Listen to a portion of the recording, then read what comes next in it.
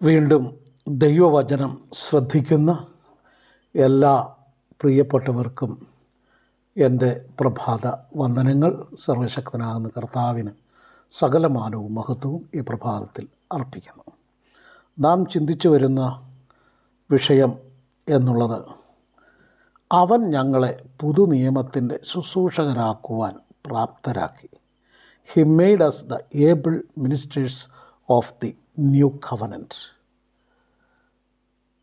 പുതിയ നിയമത്തിൻ്റെ ശുശ്രൂഷകന്മാർ, ministers of the new covenant എന്ന വിഷയമാണല്ലോ. അക്ഷരത്തിൻ്റെ ശുശ്രൂഷകന്മാരല്ല, ആത്മാവിൻ്റെ ശുശ്രൂഷകന്മാർ. അക്ഷരം കൊല്ലുന്നു, ആത്മാവോ ജീവിപ്പിക്കുന്നു. പുതിയ നിയമത്തിൻ്റെ ശുശ്രൂഷകന്മാർ എന്നുള്ള വിഷയമാണ് നാം ഈ ദിവസങ്ങളിൽ ചിന്തിച്ചു കൊണ്ടിരിക്കുന്നത്. അപ്പോൾ പിതാവായ ദൈവം ഈ ഭൂമിയിൽ മനുഷ്യനോടുള്ള ഇടപെടലിൻ്റെ 3 കാലയളവിനെക്കുറിച്ച് നാം കഴിഞ്ഞ ദിവസം ചിന്തിക്കുവാനിടയായി തീർന്നു. ആദാം മുതൽ മോശ വരെയും, 2 മോശ മുതൽ ക്രിസ്തു വരെയും, 3 കർത്താവായ യേശു ക്രിസ്തുവിൻ്റെ കാലം മുതൽ ഇന്ന് ഈ സമയം വരെ നാം ജീവിക്കുന്ന ഈ സമയം വരെയുമുള്ള കാലഘട്ടങ്ങൾ. അപ്പോൾ ശാപത്തിൻ്റെയും മരണത്തിൻ്റെയും ആ ഭീകരമായിട്ടുള്ള കാലഘട്ടം അത് കടന്നുപോയി. ന്യായപ്രമാണത്തിൻ്റെ ശാപത്തിൻ്റെ കീഴിലുള്ള ആ കാലഘട്ടവും കടന്നുപോയി. ഇപ്പോൾ നാം പുതിയ ഉടമ്പടിയുടെ 3ാമത്തെ കാലഘട്ടത്തിലാണ് ജീവിക്കുന്നത്. അപ്പോൾ പ്രത്യേകാൽ ഇസ്രായേലിനോട് ദൈവം വാഗ്ദത്തം കൊടുക്കുന്നുണ്ട്. പഴയ നിയമത്തിൽ, അഥവാ നമ്മളതിനെക്കുറിച്ച് പറഞ്ഞത് പഴയ ഉടമ്പടി എന്നതാണ്. പഴയ ഉടമ്പടി, പുതിയ ഉടമ്പടി. പഴയ ഉടമ്പടി മോശ എന്ന മധ്യസ്ഥനാൽ മൃഗത്തെ അറുത്ത് അതിൻ്റെ രക്തം ജനത്തിന്മേൽ തളിച്ച് യഹോവയാകുന്ന ദൈവം അവരോട് നിയമിച്ച ഉടമ്പടി, അതാണ് പഴയ ഉടമ്പടി. എന്നാൽ പുതിയ ഉടമ്പടി കർത്താവായ യേശു ക്രിസ്തു താൻ തന്നെ തൻ്റെ സ്വന്തം രക്തം കൊണ്ട് എസ്റ്റാബ്ലിഷ് ചെയ്തതാണ് പുതിയ ഉടമ്പടി. കർത്താവായ യേശു ക്രിസ്തു കാൽവറി ക്രൂശിൽ മാനവജാതിക്ക് വേണ്ടി മരിച്ചു. തൻ്റെ രക്തം അടക്കപ്പെട്ട് അവൻ ഉയർത്തെഴുന്നേറ്റ് 3-ാം നാൾ സ്വർഗാരോഹണം ചെയ്ത് തൻ്റെ രക്തവുമായി സ്വർഗത്തിലുള്ള ആ സമാഗമന കൂടാരത്തിൻ്റെ കൃപാസനത്തിൽ തളിച്ചു നമുക്ക് വേണ്ടി വീണ്ടെടുപ്പ് സാധിച്ചു. ഞാനൊരു മെസ്സേജിൽ പറഞ്ഞിരുന്നല്ലോ, യേശുക്രിസ്തുവിൻ്റെ വീണ്ടെടുപ്പ് എന്നുള്ളത് ക്രൂശിൽ മാത്രമല്ല, ആ 3 മണിക്കൂറല്ല, മറിച്ച് 3 ദിവസം പൂർണ്ണമായും, 3 രാവും 3 പകലും യോനയുടെ അടയാളം എന്നതുപോലെ കർത്താവ് പറഞ്ഞ അതേ മണിക്കൂറുകൾ ഭൂമിയുടെ അതേ ഭാഗങ്ങളിൽ ഇരിക്കുകയും അപ്പോൾ തന്നെ അവൻ അവിടെ ഒരു വലിയ പ്രവൃത്തി ചെയ്തെടുത്ത് മരണത്തെയും പാതാളത്തെയും തോൽപ്പിച്ച് ഉയർത്തെഴുന്നേറ്റു. തൻ്റെ ശിഷ്യന്മാരും മറിയ അടക്കമുള്ളവരും കല്ലറ സന്ദർശിച്ചു. യേശു ആണെന്നറിഞ്ഞുകൊണ്ട് മറിയ അവനെ തൊടുവാൻ ചെന്നു. അവൻ പറഞ്ഞു, എന്നെ തൊടരുത്, ഞാൻ പിതാവിൻ്റെ അടുക്കൽ പോയിട്ടില്ല. എന്നാൽ അന്ന് വൈകുന്നേരം അവർ കൂടിയിരുന്നപ്പോൾ വിലാപ്പുറത്ത് കൈകൾ ഇടുവിൻ എന്ന് പറഞ്ഞു. അതിനർത്ഥം താൻ തൻ്റെ സ്വന്തം രക്തം എടുത്തുകൊണ്ട് സ്വർഗത്തിലുള്ള സമാഗമന കൂടാരത്തിൻ്റെ കൃപാസനത്തിൽ തളിച്ച് എന്നേക്കുമുള്ള ഒരു വീണ്ടെടുപ്പ് സാധിച്ചു. അത് താൻ തൻ്റെ രക്തത്താൽ ഒരു പുതിയ ഉടമ്പടി ഹല്ലേലൂയ, ന്യൂ കവനൻറ്റ് അവൻ സ്ഥാപിപ്പാൻ തക്കവണ്ണം ഇടയായിത്തീർന്നു. അത് ആയിരക്കണക്കിന് വർഷങ്ങൾക്ക് മുൻപ് ജെറമ്യ പ്രവചകനിൽ കൂടി ദൈവം അവർക്ക് ആലോചന കൊടുത്തിരുന്നു. എന്നാൽ അതേ കാര്യം ഇവിടെ എബ്രായ വിശ്വാസികൾക്ക് ലേഖനം എഴുതുമ്പോൾ പൗലോസ് ലീഹ അത് എടുത്ത് കോട്ട് ചെയ്യുന്നുണ്ട്. അതിവിടെയാണ്. എബ്രായ ലേഖനം 8-ാം അധ്യായത്തിൻ്റെ 8 മുതലുള്ള വാക്യങ്ങൾ വായിക്കുമ്പോൾ നമുക്ക് കാണാം. എന്നാൽ അവൻ അവരെ ആക്ഷേപിച്ചുകൊണ്ട് അരുളി ചെയ്തത്, ഞാൻ ഇൻവെർട്ടഡ് കോമയിലാണ് കൊടുത്തിരിക്കുന്നത്, അത് കൊട്ടേഷനാണ്, ഞാൻ ഇസ്രായേൽ ഗൃഹത്തോടും യഹൂദ ഗൃഹത്തോടും പുതിയൊരു നിയമം ചെയ്യുന്ന കാലം വരുമെന്ന് കർത്താവിൻ്റെ അരുളപ്പാട്. ഞാൻ അവരുടെ പിതാക്കന്മാരെ കൈക്ക് പിടിച്ച് മിസ്രയീം ദേശത്തു നിന്ന് കൊണ്ടുവന്ന നാളിൽ ഞാൻ അവരോട് ചെയ്ത നിയമം പോലെയല്ല. അവർ എൻ്റെ നിയമത്തിൽ നിലനിന്നില്ല, ഞാൻ അവരെ ആദരിച്ചതുമില്ല എന്ന് കർത്താവിൻ്റെ അരുളപ്പാട്. ഈ കാലം കഴിഞ്ഞ ശേഷം ഞാൻ ഇസ്രായേൽ ഗൃഹത്തോട് ചെയ്യുവാനിരിക്കുന്ന നിയമം ഇങ്ങനെയാകുന്നു. ഞാൻ എൻ്റെ ന്യായപ്രമാണം അവരുടെ ഉള്ളിലാക്കി അവരുടെ ഹൃദയങ്ങളിൽ എഴുതും. ഞാൻ അവർക്ക് ദൈവമായും അവർ എനിക്ക് ജനമായും ഇരിക്കും. ഇങ്ങനെ തുടങ്ങിയതായ ദൈവവചന ഭാഗങ്ങൾ 12-ാമത്തെ വാക്യം വരെ നമ്മുടെ പൗലോസ് എബ്രായ വിശ്വാസികളോട് പറയുകയാണ്. എബ്രായ ക്രിസ്ത്യാനികളെന്ന് പറയുമ്പോൾ നമുക്കറിയാം, യഹൂദന്മാരിൽ നിന്ന് രക്ഷിക്കപ്പെട്ടു വന്നവരാണ്. അവർ നാളിതുവരെ ആരാധിക്കുകയും പിൻപറ്റുകയും ചെയ്ത ന്യായപ്രമാണത്തിൻ്റെ ആ വിശുദ്ധ പൗരോഹിത്യവും അതിൻ്റെ ശുശ്രൂഷകളും ഒക്കെയും കണ്ട് വളർന്ന് ആചരിച്ച് വന്ന അവർ ഈ ക്രൈസ്തവ മാർഗത്തിലേക്ക് വന്ന് ഏതാണ്ട് 30 വർഷത്തോളം കഴിഞ്ഞപ്പോൾ അവരുടെ വിശ്വാസത്തിന് കോട്ടം സംഭവിക്കുകയും തിരിച്ച് അവർ അവരുടെ യഹൂദ മത അനുസരണങ്ങളിലേക്ക് തിരിഞ്ഞു പോകുവാനുള്ള തയ്യാറെടുപ്പുകൾ കണ്ടുകൊണ്ടാണ് പൗലോസ് പരിശുദ്ധാത്മാവിനാൽ ഈ ലേഖനം എഴുതപ്പെടുവാൻ തക്കോണം ഇടയായി തീർന്നത് എന്നുള്ളത് നമുക്കറിവുള്ളതാണ്. അപ്പോൾ ഏറ്റവും ശ്രേഷ്ഠമായിരിക്കുന്നത് പഴയ നിയമത്തെക്കാളും പഴയ ഉടമ്പടികളെക്കാളും ശ്രേഷ്ഠമായിരിക്കുന്നതാണ് ക്രിസ്തുവിൻ്റെ നിയമങ്ങൾ എന്നുള്ളത് അവരോട് പറയുകയാണ്. പ്രത്യേകിച്ച് 8-ാം അധ്യായത്തിൻ്റെ തലക്കെട്ടെന്ന് പറയുന്നത്, 8-ാം അധ്യായത്തിൻ്റെ വിഷയമെന്ന് പറയുന്നത് അതിൽ പഴയ നിയമ ശുശ്രൂഷയേക്കാൾ വിശേഷതയേറിയ ശുശ്രൂഷ പ്രാപിച്ച കർത്താവായ യേശു ക്രിസ്തു എന്നാണ് എബ്രായ ലേഖനം 8-ാം അധ്യായത്തിൻ്റെ എന്താ പറയുക, അതിൻ്റെ തീം അല്ലെങ്കിൽ അതിൽ ഉള്ളടക്കം ചെയ്തിരിക്കുന്ന വിഷയം അതാണ്. പഴയ നിയമത്തിലെ ശുശ്രൂഷകൾ കണ്ടവരാണ് നിങ്ങൾ, അതിനേക്കാൾ ശ്രേഷ്ഠമായിരിക്കുന്ന ശുശ്രൂഷകൾ പ്രാപിച്ച ഒരുവനാണ് കർത്താവായ യേശു ക്രിസ്തു, ശ്രേഷ്ഠ മഹാപുരോഹിതനാണെന്ന് അവരോട് ഉത്ബോധിപ്പിക്കുന്നു. അപ്പോൾ നമ്മുടെ വിഷയത്തിലേക്ക് വരുമ്പോൾ നാം പുതിയ നിയമത്തിൻ്റെ ശുശ്രൂഷകന്മാരാണ്, അഥവാ പുതിയ ഉടമ്പടിയുടെ ശുശ്രൂഷകന്മാരാണ്. We are the able ministers of the new covenant എന്നാണ് പൗലോസ് ലീഹ അതിനെക്കുറിച്ച് കൊരിന്ത് ലേഖനത്തിൽ 2 കൊരിന്ത്യർ 3:6 നമ്മൾ വായിച്ച കുറിവാക്യം. അപ്പോൾ ഇസ്രായേൽ ജനം ആദ്യം മുതൽ ദൈവം അവരെ നടത്തുവാൻ രാജാക്കന്മാരെയും ന്യായാധിപന്മാരെയും ഒക്കെ നിയോഗിച്ചിരുന്നു. അവരെല്ലാം തെറ്റിപ്പോയി. അവരുടെ അതാത് കാലഘട്ടങ്ങളിൽ ജനത്തെ വീണ്ടെടുക്കേണ്ടത്, തിരിച്ചു കൊണ്ടുവരുവാൻ വേണ്ടി പ്രവാചകന്മാരെ അയക്കുന്നു. രാജാക്കന്മാരെയും ജനത്തെയൊക്കെ മടക്കി കൊണ്ടുവരുവാനായിട്ട് പ്രവാചകന്മാരെ അയക്കുന്നുണ്ട്. എന്നാൽ അവരതെല്ലാം തെറ്റിയത് നിമിത്തമായിട്ട് ദൈവം അവർക്ക് അന്നത്തെ കാലത്ത് അവിടെ യഹൂദ ഗ്രഹത്തോടും ഇസ്രായേൽ ഗ്രഹത്തോടും എന്ന് പറയുമ്പോൾ യഹൂദയെന്നും ഇസ്രായേലെന്നും വടക്കേ രാജ്യം തെക്കേ രാജ്യം 2 രാജ്യമായി വിഭജിച്ചു കൊണ്ടുള്ള ഭരണ സംവിധാനങ്ങളാണ് വന്നിരുന്നത്. അവിടെ പറയുകയാണ്. അപ്പോൾ ഈ 8-ാം അധ്യായത്തിൽ എബ്രായ ലേഖനം 8 മുതൽ 12 വരെയുള്ള വേദഭാഗങ്ങൾ എവിടെയാണ് കിടക്കുന്നതെന്ന് നമുക്കൊന്ന് നോക്കാം.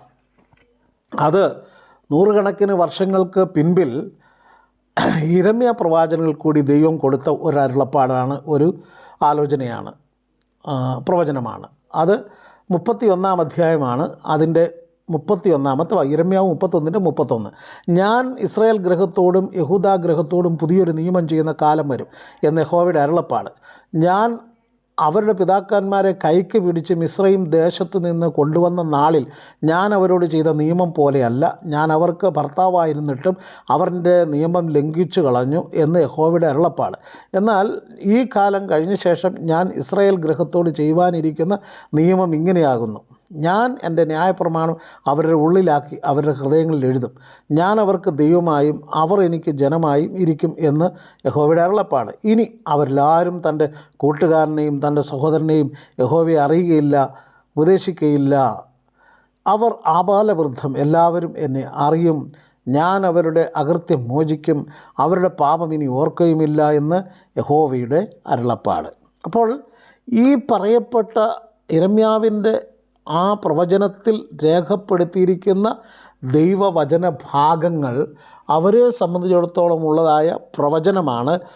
ഞാൻ ഈ തന്നിരിക്കുന്ന മോശയുടെ നിയമങ്ങൾ, മോശയിൽ കൂടി തന്നിരിക്കുന്ന ജനത്തിന് നൽകിയ ആ പഴയ ഉടമ്പടി നീക്കിയിട്ട് ഇനി ഞാൻ പുതിയൊരു ഉടമ്പടി ചെയ്യുന്നൊരു കാലം വരും എന്നുള്ളത് കർത്താവായ യേശു ക്രിസ്തു മാളിക മുറിയിൽ പാനപാത്രമെടുത്ത് അവരോട് പറയുമ്പോൾ നാം കഴിഞ്ഞ ക്ലാസ്സിൽ അത് ചിന്തിക്കുവാൻ തക്കവണ്ണം ഇടയായി തീർന്നല്ലോ. താൻ പറയുന്നത് എന്താണെന്ന് ചോദിച്ചാൽ, ഇത് ആമേൻ പുതിയ നിയമത്തിൽ സ്ഥാപിച്ചിരിക്കുന്ന ആകയാൽ യേശുവിൻ്റെ രക്തത്താലാണ് അത് അവിടെ സ്ഥാപിക്കപ്പെട്ടിരിക്കുന്നത്. ഇത് പുതിയ നിയമത്തിന് വേണ്ടി ചൊരിയപ്പെടുന്ന എൻ്റെ രക്തത്തിൻ്റെ പുതിയ നിയമം എന്നാണ് കർത്താവ് അവിടെ പറയുന്നത്. അപ്പോൾ ഒരു പുതിയ ഉടമ്പടിയിലാണ് നമ്മൾ ജീവിക്കുന്നത്. ആമേൻ. അപ്പോൾ ആദാം മുതൽ മോശ വരെയും, മോശ മുതൽ കർത്താവ് വരെയും, യേശുക്രിസ്തു മുതൽ ഉള്ള ഈ സമയങ്ങളിൽ പ്രത്യേകിച്ച് കർത്താവിന് പിൻപിൽ പഴയ നിയമമുണ്ട്, പുതിയ നിയമമുണ്ട്. എന്നാൽ കർത്താവ് സ്ഥാപിച്ച നിയമം എന്ന് പറയുന്നത് പുതിയ ഉടമ്പടിയാണ്, ന്യൂ കവനൻറ്റ്. ഈ പുതിയ ഉടമ്പടിയിൽ നാം ജീവിക്കുമ്പോൾ ഒരു പുതിയ ഉടമ്പടി ദൈവം ഇസ്രായേലിന് കൊടുക്കുകയാണ്. 31 വാക്യം, ഞാൻ ഇസ്രായേൽ ഗൃഹത്തോടും യഹൂദാ ഗൃഹത്തോടും പുതിയൊരു നിയമം ചെയ്യുന്ന കാലം വരുന്നു. എന്നിട്ട് അവിടെ 6 വ്യത്യസ്തങ്ങളായിട്ടുള്ള ഈ 34 വരെയുള്ള വേദഭാഗങ്ങൾ വായിക്കുമ്പോൾ ഉടമ്പടി അവരുമായി ചെയ്യുന്നുണ്ട്. ഒന്നാമത്തെ പ്രോമിസ് ഉടമ്പടി എന്ന് പറയുന്നത് I will put my law in your mind, അതായത് ഞാൻ എൻ്റെ ന്യായപ്രമാണം അവരുടെ ഉള്ളിലാക്കും. രണ്ടാമത്തെ promise, second promise, I will put my law in your heart, എൻ്റെ ന്യായപ്രമാണം ഹൃദയത്തിൽ എഴുതും. Third promise, I will be the God to you, ഞാൻ നിങ്ങൾക്ക് ദൈവം ആയിരിക്കും. Fourth promise, they will be my people, അവർ എൻ്റെ ജനമായിരിക്കും. Fifth promise, you all know me from the least to the great. അഞ്ചാമത്തെ വാഗ്ദത്തം ഈ നമ്മൾ വായിച്ച യിരെമ്യാവ് 31 അധ്യായം 31 വാക്യം മുതൽ 34 വരെയുള്ള ഭാഗങ്ങളിൽ കാണുന്ന ഇസ്രായേലിനോട്, ദൈവജനത്തോട് ദൈവം ചെയ്യുവാൻ പോകുന്ന നിയമമാണിത്. അവർ ആ ദൈവത്തിൻ്റെ പഴയ ഉടമ്പടിയെ അവർ നിസ്സാരവൽക്കരിച്ച് അതിനെ തിരിച്ചു കളഞ്ഞപ്പോൾ ദൈവം അവരെ തിരിച്ചു കളഞ്ഞ് പുതിയൊരു ഉടമ്പടി കൊടുക്കുവാൻ പോവുകയാണ്. ആബാലവൃദ്ധം എല്ലാവരും എന്നെ അറിയും. Sixth promise of the new covenant is I will B merciful for their അൺറൈച്ചസ്നെസ്. പുതിയ ഉടമ്പടിയുടെ 6ാമത്തെ വാഗ്ദത്തം എന്ന് പറയുന്നത്, ഇത് വാഗ്ദത്തങ്ങളാണ്, പ്രോമിസസാണ്. ഞാൻ അവരുടെ അകൃത്യം മോചിക്കും, പാപം ഓർക്കുകയുമില്ല. Amen. So God took the problem on himself and said, I will bear the problem and put my own son Christ and give mercy to his people. സകല പ്രശ്നങ്ങളും പിതാവായ ദൈവം താൻ തന്നെ ഏറ്റെടുത്ത് എന്നിട്ട് പറഞ്ഞു, എൻ്റെ പുത്രനായ ക്രിസ്തുവിന്മേൽ ഞാനത് വയ്ക്കും, എന്നിട്ട് എൻ്റെ ജനത്തോട് ഞാൻ എന്തു ചെയ്യും? കരുണ കാണിക്കും. അഥവാ ക്രൂശീകരണം, പകരത്തിന് പകരം മറുവില, വിലയ്ക്ക് വിലയായി യേശു ക്രിസ്തുവിൻ്റെ രക്തം നൽകി. ദൈവത്തിന് മാത്രമേ അത് കഴിയുള്ളൂ. ദൈവം തമ്പുരാൻ ഹല്ലേലൂയ വേഷത്തിൽ മനുഷ്യനായി ഈ താണഭൂമിയിൽ വന്ന് 33.5 വർഷം അവൻ സഞ്ചരിച്ചു. ഹല്ലേലൂയ. ഇതാ കാൽവറി ക്രൂശിലേക്ക് താൻ എന്തിനു വേണ്ടി വന്നോ? പ്രായശ്ചിത്ത ബലിയായി തീരുവാൻ. ദൈവം തൻ്റെ പുത്രന്മേലതാക്കി യേശുവിൻ്റെ രക്തത്താൽ പ്രായശ്ചിത്തം വരുത്തി. Adam was master copy, we are duplicate. Jesus is master, we are his own image. The master will produce the duplicates as own image. Photostat പോലെ അതൊരു ലോയാണ്, എന്താ പറയുക, ഒരു നിയമം. ഏതാ? Master copy will produce duplicates its own image. Photostat എടുക്കുന്ന പോലെ. ആദാം മനുഷ്യവർഗത്തിൻ്റെ റെപ്രസെൻറ്റേറ്റീവാണ്. ഏക മനുഷ്യനാൽ പാപം. അതുകൊണ്ട് ഇന്ന് ജനിക്കുന്ന കുഞ്ഞുങ്ങളൊന്നും ഒരിക്കലും പാപം ചെയ്തില്ല. അവർ ശിശുവായി ജനിക്കുന്നു, ആ കുഞ്ഞ് പാപം ചെയ്തിട്ടില്ല. പക്ഷേ ആദാമ്യ വർഗത്തിൽ, ആ ജനറേഷനിലായതുകൊണ്ട് ആദാം പാപം ചെയ്തപ്പോൾ ലോ ഓഫ് ഐഡൻറ്റിഫിക്കേഷൻ, ആദാമിനെ പോലെ ആദാമിനോട് പാപം ചെയ്ത പാപികളായി തീർന്നു. അതുകൊണ്ട് കർത്താവായ യേശുക്രിസ്തു ഏകൻ്റെ മരണത്താൽ പാപം നീക്കപ്പെടുവാനിടയായി തീർന്നു. യേശുക്രിസ്തു ആകുന്ന ആ മാസ്റ്റർ കോപ്പി അവൻ നമുക്ക് വേണ്ടി പാപബലിയായി തീർന്നപ്പോൾ, പ്രായശ്ചിത്തമായി തീർന്നപ്പോൾ, യേശുക്രിസ്തുവിൽ തന്നെ നാം യേശുക്രിസ്തുവിനോട് ഐഡൻറ്റിക്കലായി അവൻ്റെ സ്വന്തം ഇമേജ് ആൻഡ് ലൈക്ക്നെസ് നമ്മൾ സ്വീകരിക്കത്തക്ക നിലയിൽ അവൻ നമുക്കായി മറുവിലയായി തീർന്നു. അതുകൊണ്ട് ആദാമിലെല്ലാവരും പാപികൾ, യേശുവിലെല്ലാവരും നീതിമാന്മാർ. പാപക്ഷമ, വീണ്ടെടുപ്പ്, മാനസാന്തരം, വീണ്ടും ജനനം, നീതീകരണം, ശുദ്ധീകരണം, പുത്രസ്വീകരണം, സ്വർഗീയ ഭവനത്തിലേക്കുള്ള ദത്തെടുപ്പ്, പുത്രത്വം, രക്ഷ എല്ലാം യേശുവിൽ കൂടി നൽകി പുതിയ സൃഷ്ടിയാക്കി ഒരു പുതിയ നിയമത്തിൻ്റെ ഉടമ്പടിയിൽ ജീവിപ്പാൻ നമ്മെ ആക്കി വച്ചിരിക്കുകയാണ്. ഹല്ലേലൂയ. അങ്ങനെ നാം ഇപ്പോൾ പാപത്തിൻ്റെയും ന്യായപ്രമാണത്തിൻ്റെയും കഠോരങ്ങളായ കാലയളവുകൾ അവസാനിച്ചിതാ നമ്മുടെ കർത്താവ് തൻ്റെ രക്തം നൽകി സ്ഥാപിച്ച പുതിയ നിയമത്തിൽ ജീവിപ്പിക്കുന്ന ആത്മാവിൻ്റെ കാലയളവായ പുതിയ നിയമകാലത്താണ് നാം ജീവിക്കുന്നത്. അത്ര ഭാഗ്യകരമായിട്ടുള്ള ഒരു ജീവിത അവസരമാണ് ദൈവം നമുക്ക് തന്നിരിക്കുന്നത്. ഈ കാലത്ത് ജീവിക്കുക എന്നത് ഭാഗ്യമാണ്. ഹല്ലേലൂയ. ഞങ്ങളൊക്കെ ജനിച്ച ഈ 60കൾ മുതൽ ഇങ്ങോട്ടുള്ള കാലഘട്ടത്തിൽ നമ്മുടെയൊക്കെയും എൻ്റെ സമപ്രായക്കാരായിരിക്കുന്ന മക്കളുടെയൊക്കെയും നമ്മുടെ കുഞ്ഞുങ്ങളല്ല, നമ്മുടെ കുഞ്ഞുങ്ങളൊന്നും ജീവിതത്തിൻ്റെ മറ്റ് കാര്യങ്ങളൊന്നും അറിയുന്നില്ല. ഇന്നത്തെ കാലം അതുപോലെയാണല്ലോ.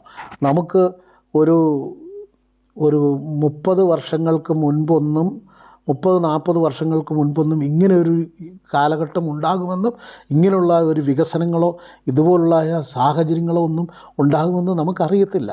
ആമേൻ, സ്തോത്രം. നമ്മളൊക്കെ പണ്ട് സൈക്കിളിൻ്റെ ടയറും അതുപോലെ വീപ്പയുടെ റിങ്ങും ഒക്കെ എടുത്ത് കപ്പത്തണ്ടും ഒക്കെ വെച്ച് ഇങ്ങനെ ഓടിച്ച് കിലോമീറ്ററുകൾ കളിക്കുമായിരുന്നു. ഇന്നത്തെ കുഞ്ഞുങ്ങളോ വീടിനകത്ത് നിന്ന് വെളിയിലിറങ്ങത്തില്ല. അവർക്ക് മൊബൈലുണ്ട്, അതുകൊണ്ട് അവർക്കൊന്നും ഇത് ഇമാജിനേഷൻ ചെയ്യാനായിട്ട് പറ്റത്തില്ല. അപ്പോൾ നോക്കണം. Price the Lord. അപ്പോൾ അത്രമാത്രം ഒരു വികസനത്തിൻ്റെ വലിയ ഒരു കാലയളവിലാണ് നാം വന്നിരിക്കുന്നത്. അപ്പോൾ തന്നെ ഈ കാലഘട്ടത്തിൽ ജീവിക്കുക എന്നുള്ളത് വലിയ ഭാഗ്യകരമായിട്ടുള്ള ഒരവസ്ഥയാണ്. ആമേൻ, സ്തോത്രം. അതുകൊണ്ട് പ്രിയ ദൈവമക്കളെ, ദൈവദാസന്മാരെ, നമ്മൾ ഒരു പുതിയ ഉടമ്പടിയിലാണ് ആയിരിക്കുന്നത്. ആ പുതിയ ഉടമ്പടി എന്താണെന്ന് ഞാൻ പറഞ്ഞല്ലോ. 2 വ്യക്തികൾ തമ്മിലുള്ള ഉഭയസമ്മതമാണ് ഉടമ്പടി എന്ന് പറയുന്നത്. അഥവാ 2 വ്യക്തികൾ ഔദ്യോഗികമായി എടുക്കുന്ന തീരുമാനമാണ് ഉടമ്പടി. ആ ഉടമ്പടിയിൽ ഒരു വ്യക്തി അനുസരിക്കാതിരുന്നാൽ ആ നിയമം അസാധുവാകും. ഇസ്രായേൽ അഥവാ ദൈവത്തിൻ്റെ ജനം യഹൂദന്മാർ തങ്ങളുടെ ഉടമ്പടിയിൽ അവിശ്വസ്തരായി തീർന്നതിനാൽ, പരാജയപ്പെട്ടതിനാൽ ആ പഴയ നിയമം, പഴയ ഉടമ്പടി റദ്ദാക്കി. ഹല്ലേലൂയ. ആമേൻ, സ്തോത്രം. ഒരു പുതിയ ഉടമ്പടി അവർക്ക് വേണ്ടി ദൈവം പ്രോമിസ് ചെയ്തു. അതാണ് നമ്മൾ വായിച്ചത് യിരെമ്യാ പ്രവചനം 31-ൽ. അത് കർത്താവായ യേശുക്രിസ്തു തൻ്റെ രക്തത്താൽ സ്ഥാപിക്കപ്പെട്ടു. ആകയാൽ നമ്മെ ദൈവം വിളിച്ചിരിക്കുന്നത് ഈ കാലഘട്ടത്തിൽ ജീവിക്കുക എന്നുള്ളത് ഏറ്റവും മനോഹരവും സന്തോഷമായിരിക്കുന്ന ഒരു കാലഘട്ടത്തിലാണ് നാം ആയിരിക്കുന്നത്. അതുകൊണ്ട് കർത്താവിൻ്റെ വരവാസന്നമായിരിക്കുന്നതിനാൽ നാം ഒരുങ്ങണം, ഉണരണം, അനേകരെ ഒരുക്കണം. നാം ഒരുങ്ങണം, അനേകരെ ഒരുക്കണം. കാരണം ഇത് പുതിയ ഉടമ്പടിയുടെ സമയമാണ്, പുതിയ നിയമത്തിൻ്റെ സമയമാണ്. പഴയത് കഴിഞ്ഞു പോയി. ഹല്ലേലൂയ. പഴയ ഉടമ്പടി നീക്കപ്പെട്ടു, ഒരു പുതിയ ഉടമ്പടി തന്നിരിക്കുക. അതുകൊണ്ടാണ് പൗലോസ് പറയുന്നത്, we are the able ministers of the new covenant. ഞങ്ങളെ പുതു നിയമത്തിൻ്റെ ശുശ്രൂഷകന്മാർ ആക്കിയിരിക്കുന്നു. ആകയാൽ പ്രിയ ദൈവമക്കളെ, ദൈവജനമേ, ദൈവദാസന്മാരെ, നമ്മളായിരിക്കുന്നത് ഒരു പുതിയ നിയമത്തിൻ്റെ ഉടമ്പടിയിലാണ്. ഹല്ലേലൂയ. പുതിയ നിയമത്തിലാണ്. ആമേൻ. ന്യൂ കവനൻറ്റ് മിനിസ്ട്രേഴ്സാണ് നാം ഓരോരുത്തരും. പുതിയ ഉടമ്പടിയുടെ ശുശ്രൂഷകന്മാരാണ് നാം എല്ലാവരും. ആ പുതിയ ഉടമ്പടിയുടെ ശുശ്രൂഷകന്മാരായി കർത്താവിൻ്റെ രാജ്യത്തിന് വേണ്ടി ധാരാളമായി ചെയ്യുവാൻ ദൈവം നമ്മെ സഹായിക്കട്ടെ. തുറന്നു വരുന്ന ദിവസങ്ങളിൽ ഇതിൻ്റെ തുടർഭാഗങ്ങൾ നിങ്ങൾക്ക് കേൾക്കാം. ഞാൻ MJ മാത്യു, വയനാട്ടിൽ നിന്നും. ഏവർക്കും വന്ദനം. ദൈവം നമ്മെ അനുഗ്രഹിക്കട്ടെ. ആമേൻ. Praise the Lord.